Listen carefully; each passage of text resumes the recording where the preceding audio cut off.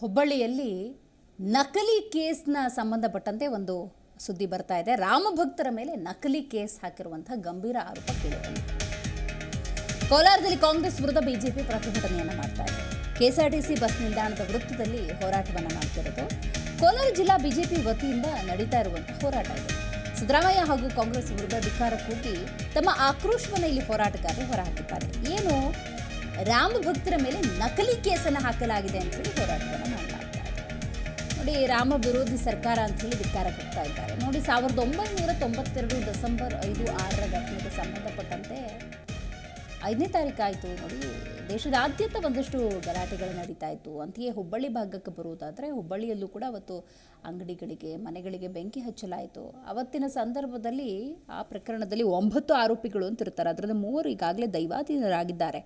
ಉಳಿದಂಥವರಿಗೆ ನೋಟಿಸನ್ನು ಕೊಡುವಂಥ ಕೆಲಸಗಳು ಕೂಡ ನಡೀತಾ ಇದೆ. ಇದಕ್ಕೆ ಸಂಬಂಧಪಟ್ಟಂತೆ ಧರ್ಮದಾಸ್ ಅನ್ನೋರನ್ನ ಬಂಧಿಸಲಾಗುತ್ತೆ, ವಿಚಾರಣೆಗೆ ಒಳಪಡಿಸಲಾಗುತ್ತೆ. ಇದೀಗ ಶ್ರೀಕಾಂತ್ ಪೂಜಾರಿ ಅವರು ಇದಕ್ಕೆ ಸಂಬಂಧಪಟ್ಟಂತೆ ಬಂಧ ಮುಕ್ತಗೊಳಿಸಬೇಕು ಅಂತ ಬಿಜೆಪಿ ಹೋರಾಟವನ್ನು ಮಾಡ್ತಾ ಇದೆ. ಈಗಾಗಲೇ ಅಶೋಕ್ ಅವರು ಮಾತನಾಡಿದ್ರು. ನೋಡಿ, ಲಾಂಗ್ ಪೆಂಡಿಂಗ್ ಕೇಸ್ನಲ್ಲಿ ಸುಮಾರು 59,000 ಜನ ಇದ್ದಾರೆ. ಅವ್ರನ್ನೆಲ್ಲ ಅರೆಸ್ಟ್ ಮಾಡಿ ನೋಡೋಣ ಹಾಕೋದ್ರೆ ಅಂತ ಹೇಳಿ ನೇರ ಸವಾಲು ಹಾಕಿದ್ದಾರೆ. ಯಾಕೆ ರಾಮ ಮಂದಿರಕ್ಕೆ ಸಂಬಂಧಪಟ್ಟಂತೆ ಅವತ್ತು ರಾಮ ಭಕ್ತರ ಹೋರಾಟದ ಹಿನ್ನೆಲೆಯಲ್ಲಿ ಯಾರು ಲಾಂಗ್ ಪೆಂಡಿಂಗ್ ಕೇಸ್ನಲ್ಲಿದ್ದರು ಅವರನ್ನು ಬಂಧಿಸುವಂಥ ಕೆಲಸ ಯಾಕೆ ಕಾಂಗ್ರೆಸ್ ಕಡೆಯಿಂದ ಆಗ್ತಿದೆ? ಯಾಕೆ ಗೃಹ ಸಚಿವರು ಆ ನಿಟ್ಟಿನಲ್ಲಿ ಸೂಚನೆಯನ್ನು ಕೊಡ್ತಾರೆ ಅಂತ ಹೇಳಿ ಇವತ್ತು ಬೃಹತ್ ಮಟ್ಟದಲ್ಲಿ ಪ್ರತಿಭಟನೆ ಅನ್ನೋದು ನಡೀತಾ ಇದೆ.